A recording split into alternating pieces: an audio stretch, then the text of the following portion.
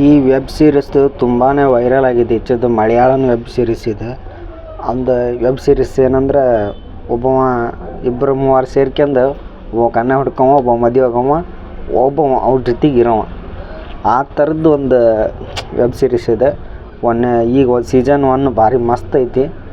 ಫಸ್ಟಿಗೆ ಒಂದು 3 ಮದುವೆ ಆಗಿರ್ತಾನೆ. ಒಬ್ಬಾಕಿನ್ನ ಜಾಸ್ತಿ ದುಡ್ಡು ಇರೋಕಿನ್ನ, ಒಬ್ಬಾಕೆ ಕೊಲೆಗತ್ತಿನಾಗಿರ್ತಾನೆ, ಒಬ್ಬಾಕಿನ ಮೂಕಿನಾಗಿರ್ತಾನೆ.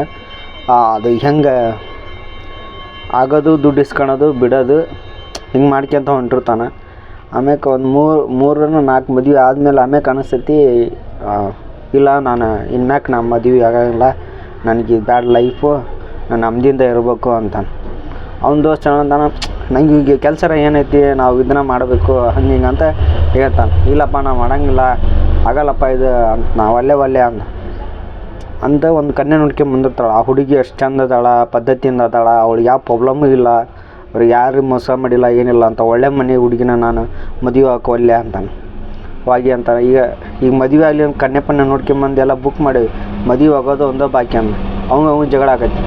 ಯಾಕೆ ಇಲ್ಲಪ್ಪ, ಇಲ್ಲಾಂದ್ರೆ ನಾ ಸಾಯ್ತೇನೆ ನೋಡು ಅಂತ ಹೇಳಿ ಅವ್ನ ಫ್ರೆಂಡ್ ಹೇಳ್ತಾನೆ.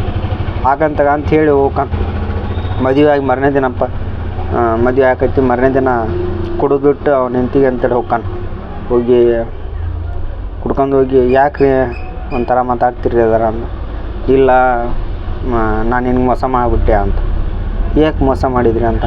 ಇಲ್ಲ ನಾ ಫಸ್ಟಿಗೆ ಒಂದು ಮದುವೆ ಆಗಿದ್ದೆ, ಅದು ಹಿಂಗೆ ದುಡ್ಡಿನ ಸಂಬಂಧ, ಆಮ್ಯಾಕೆ ಇನ್ನೊಂದು ಅದೇ ದುಡ್ಡು ಸಂಬಂಧನ ಮದುವೆ ಆಗ್ಬಿಟ್ಟೆ ನಾನು ನಿನ್ಗೆ ಮೋಸ ಮಾಡೋಕ್ಕೆ ನಾನು ಅನ್ಕೊಂಡೆ, ಏನು ಮಾಡ್ಬೇಕು, ನನ್ನ ಪರಿಸ್ಥಿತಿ ಹಂಗೈತಿ, ನಾ ಒಂದು ವಾರ ಇದ್ದು ಮತ್ತೆ ಹೋಗ್ಬಿಡ್ತೇನೆ, ನಾ ದುಡ್ಡಿಗೋಸ್ಕರ ಬಂದಾನೆ ಅಂತ ಹೇಳ್ತಾನೆ.